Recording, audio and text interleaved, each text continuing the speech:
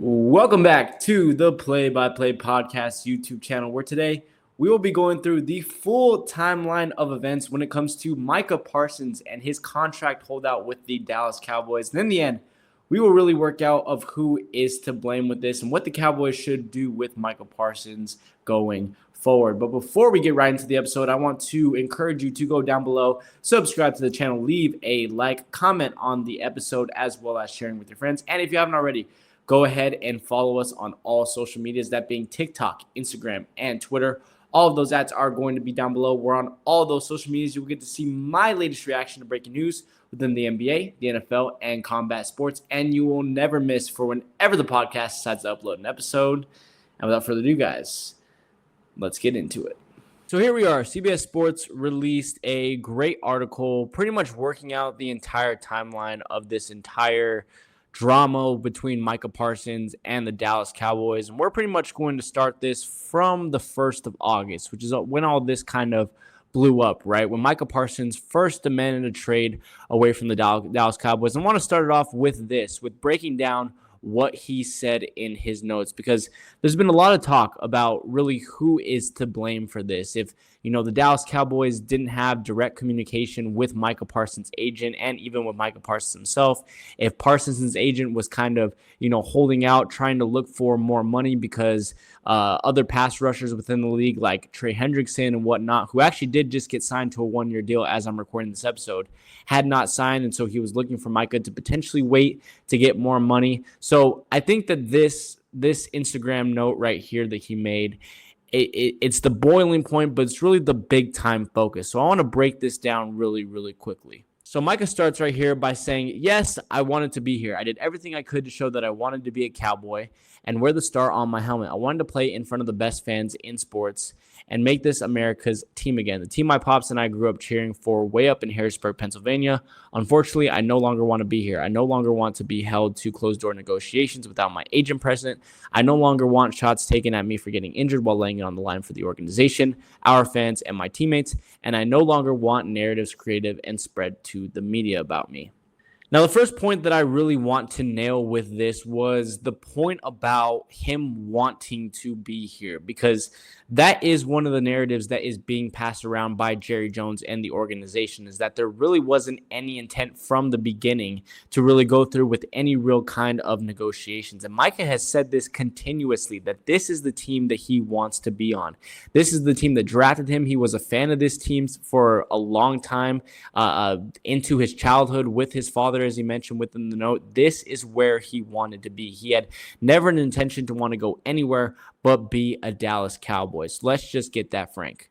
But I think the biggest important part of that section of the note was the fact that he said that I do not want to go through any more closed door negotiations. And that's really the big fact that Micah has been hammering on, is that the Cowboys have not wanted to negotiate or communicate at all with Micah's agent in this entire thing, that they've only really talked about contract negotiations when he is in a one-on-one with owner Jerry Jones or one of his sons. And even owner Jerry Jones has said, which we'll get to in just a minute, that he relies a lot on handshake deals when it comes to negotiating. He is very old school like that, and that is not a way that Micah really wanted to handle this. So I think that is one of the most important points in all of this, is the fact that Micah feels disrespected, that there hasn't been communication going both ways. He then continues on saying, I had purposely stayed quiet in hopes of getting something done, but since there's confusion out there, let me clear some things up. I had my agent reach out to the Cowboys last offseason after my third year in hopes of getting a deal done early. Unfortunately, the team did not want to start any negotiations at that point, which really quick really surprises me, because if Micah was coming to you with a year or two left on his deal, that is very important, because that means that they could have negotiated with him before he had another rock star season and his value had, rocketed high up even more. They could have gotten him for a much cheaper contract had they signed and gotten this deal done a year earlier, but obviously they chose not to do that. I was okay with that, didn't complain, and focused on the 2024 season. After the season, I told my agent once again to let the team know we were open to negotiate when they met at the Combine. My agent informed me I should wait for other deals to get done because the price would only go up, but I didn't care and wanted to secure myself as a Cowboy long term. This was before any of the other pass rushers deal this offseason. I knew I would be leaving money on the table, but again, I was okay with that. Again, radio silence as far as my extension. Now, again, for me, this is just super confusing when it comes to looking at the perspective of the organization, because the man is laying it all out there for you. He is giving you full loyalty and respect, wanting to reach out to you years in advance, 2 years, even 1 year in advance. He's not doing what other star players in this league are doing right now, which is holding out and waiting for other stars to sign their contract so that they can get a fatter deal, and having to waste his time throughout, holding out and not practicing within training camp, having to miss games and be fined. He wants to get a deal done right now, and it would be even cheaper for them to be able to do that. There was even talks about them potentially asking him to take a pay cut because they were interested in trading for Myles Garrett from the Cleveland Browns. And Micah said, hey, I'm okay with that because I want this team to succeed. So as of right now, this is not looking great when it comes to the Cowboys organization as a whole. In March, I met with Mr. Jones to talk about leadership. Somehow the conversation turned into him talking contract with me. Yes, I engaged in the back and forth in regards to what I wanted for my contract, but at no point did I believe this was supposed to be a formal negotiation. I informed Mr. Jones afterward that my agent would reach out thinking this would get things done. But when my agent reached out and spoke to the director of salary cap player contracts, he was told the deal was pretty much already done. My agent, of course, told him that wasn't the case, and also reached out to Stephen Jones, Jerry Jones' son. Again, the team decided to go silent. At this point, we decided we would allow the team to reach out to us whenever they decided they wanted to talk, yet still not a call, email, or text to my agent about starting a negotiation. Up to today, the team has not had a single conversation with my agent about my contract. Not one demand has been made by my agent about money, years, or anything else. Still, I stayed quiet, but again, after repeated shots on myself and all the narratives, I have made a tough decision. I no longer want to play for the Dallas Cowboys, and my trade request has been submitted to Stephen Jones personally. Now, again, this all strikes me as very, very fishy from the Cowboys' perspective, because again, he just mentioned he went to Jerry Jones not wanting to necessarily work out his contract. He was going to the Dallas Cowboys simply to talk out what leadership roles were looking like going forward. I believe that, and obviously talking about, in terms of the defense, because guys like Trayvon Diggs was injured and whatnot. Dak Prescott had just been re-signed to a contract previously the previous year. CeeDee Lamb had been brought on. They traded for George Pickens. So Micah was kind of trying to work out where the team was, because he still is at this moment under contract with the Dallas Cowboys for this season. So it was clear that he still had, even with everything going on, he had intention to play this season as of that moment and that meeting with Jerry Jones. And Jones wanted to turn it into a whirlpool and really begin talking about contract negotiations with Micah's agent not in the room. That tells me everything that I need to personally know right there. Obviously, we're going to continue to take this a step further and see what other people are saying.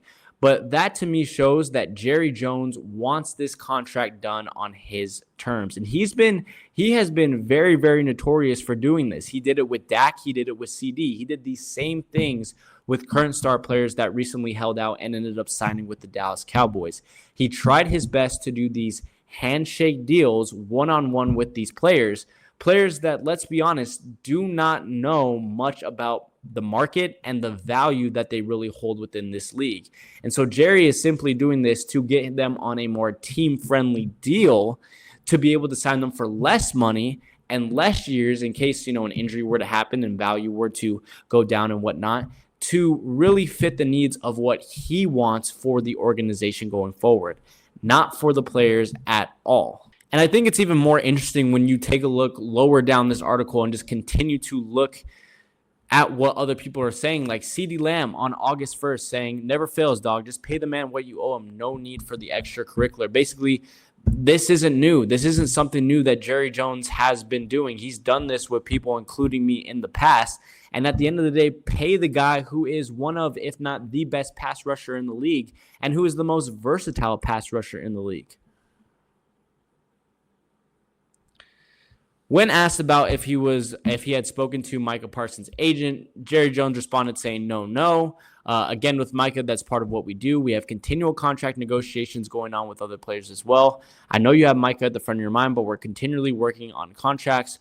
All clubs are. I don't necessarily put a big red letter besides any time that we've completed contract negotiations, but I'm appreciative when we do. It's really just business as usual. Jerry then goes on to say, I bought the Dallas Cowboys with a handshake. It took about 30 seconds. I gave the number, shook hands. The details were worked out later. One of the details involved a lot of money. That is the fundamental. I'm buying and you're going to sell it to me for that range. That's done. Those are done with eye contact and a handshake. Just so you understand the way that I communicate with people that I negotiate with. So let's leave it at that. It's what it is. It's what it is, Jones said. We'll work through it or we will not work through it at all.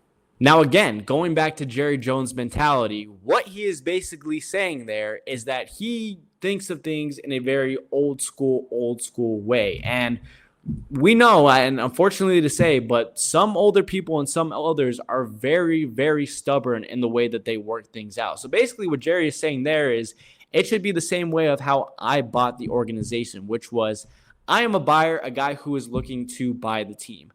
I give the current owner a range of money that I am willing to spend. So I'm just going to say this in terms of Micah Parsons. Let's say that Jerry is the buyer and he comes up and he has a one-on-one conversation with Micah and he says, I'm going to buy you for anywhere between $200 and $250 million and I want it from 4 to 5 years. All of this stuff, he tells his range.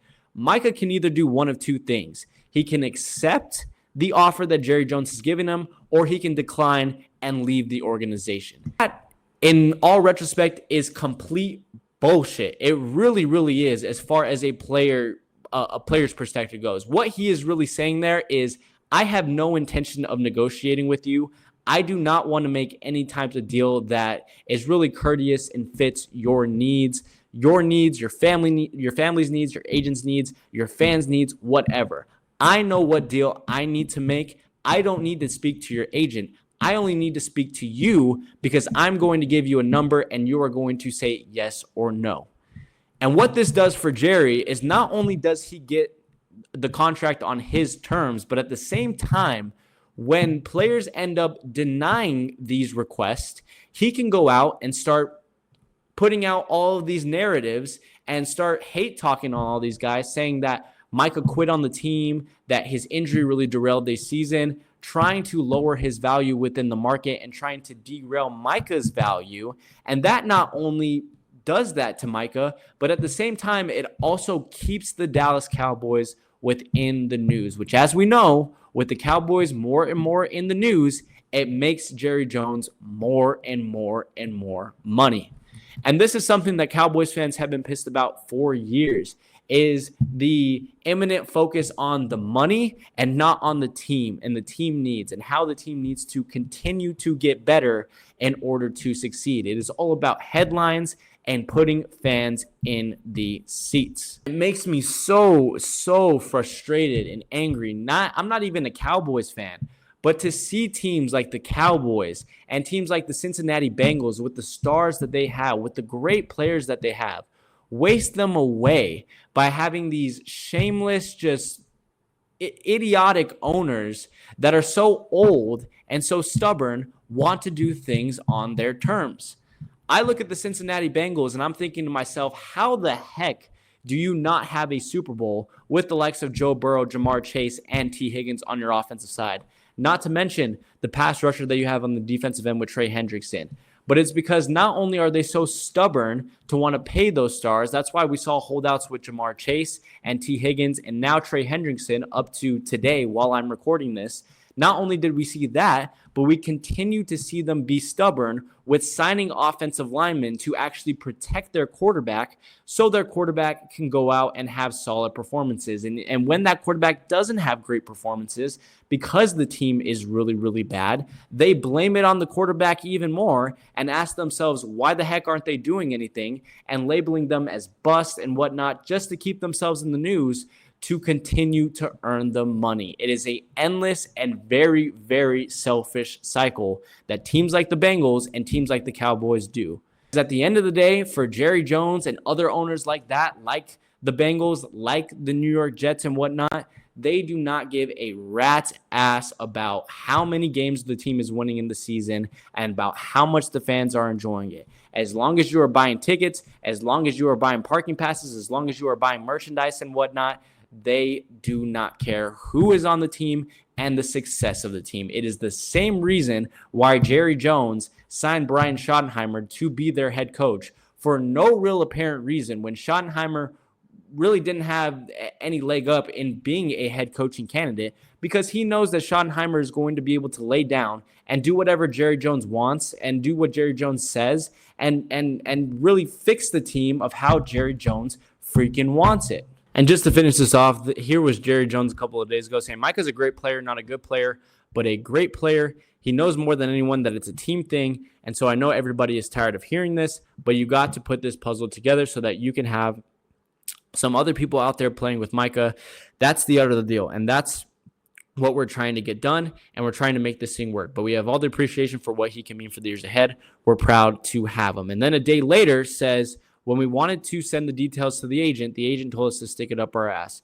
We had our agreements on term, amount, guarantees, and everything. We were going to send it over to the agent, Jones said. The agent said, don't bother because we've got all that to negotiate. Well, I'd already negotiated it. I'd already moved off my mark on several areas. The issue, very frankly, is we've had the negotiation in my mind. The agent is trying to get his nose in it and trying to come in there and improve off what we've already said.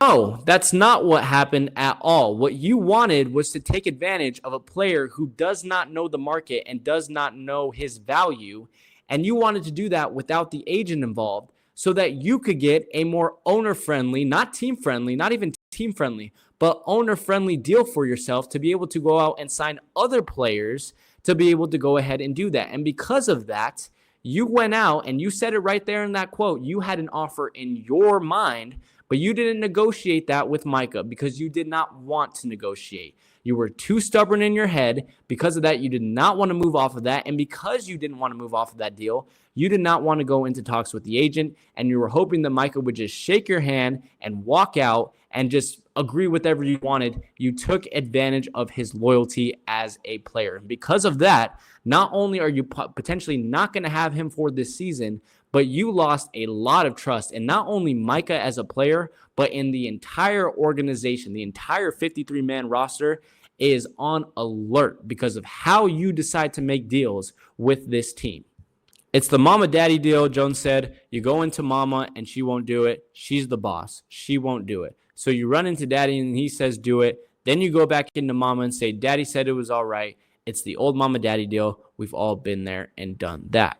Here's an idea for you, Jerry Jones. Why don't we just completely take away agents and we give these NFL players a mind of their own and update them on the markets and see how much they are being screwed by their owners year in and year out. And we have every single player within the league decide to hold out on their contracts and hold out within training camp. And we just don't have a season whatsoever. And we not only do the fans, as us fans, which I know that you don't really care about, not only do us fans miss out on the entertainment value of that season, but you as owners don't get any money because we don't have any freaking players that are going to be willing to play in the league. Or we go out and we go and get players from the XFL, and the level of the league is going to go down tremendously, which once again sucks for fan engagement and is going to lose the entire fan base of the National Football League. How about we do that instead of doing the mama-daddy deal like you are speaking about?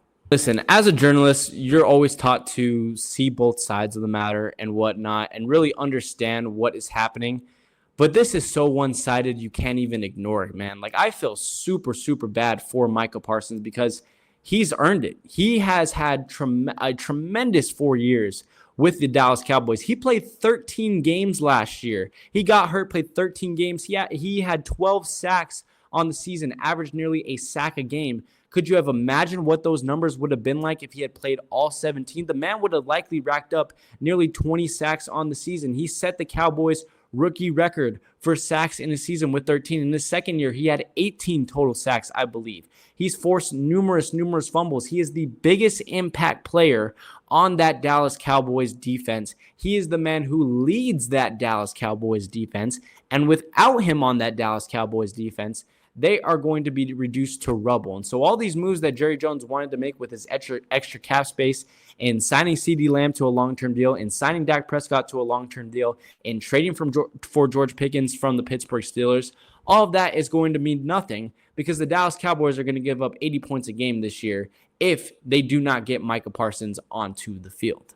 So in the end with it all, I think it's just a matter of trust. And I think it is trust that has been severely, severely broken, and trust that I don't think is really going to get patched up, because it sounds like Micah Parsons doesn't really show any sign of really patching up that relationship with Jerry Jones and the Dallas Cowboys. Is he going to sit out? We'll have to see. Jerry is obviously going to fine him for sitting out, as it happens with every single holdout player. How long will he be willing to do that and lose higher and higher amounts of money for being able to sit out? If he does sit out, how much will that really affect the Dallas Cowboys? That's something that we'll have to see. And that's something that you guys will have to let me know down below in the comments. And also let me know, whose side are you taking? Do you really think that Micah had agreed to certain terms with Jerry Jones, but then the agent tried to kind of just turn the whole thing around and try to get bite off more than he could chew? Or do you think that Jerry Jones had really no intention of going out and communicating and negotiating with Micah Parsons and his agent, and simply wanted to sign him on a deal that is more friendly to him? So let me know about all those down below in the comments, as well as subscribing, leaving a like, and sharing with your friends. And if you haven't already, go ahead and follow us on all social medias, that being TikTok, Instagram, and Twitter. All of those ads are going to be down below. We're on all those social medias. We're going to see my latest reaction to the breaking news within the NBA, the NFL, and combat sports. And you will never miss For Never the Podcast decides to upload an episode.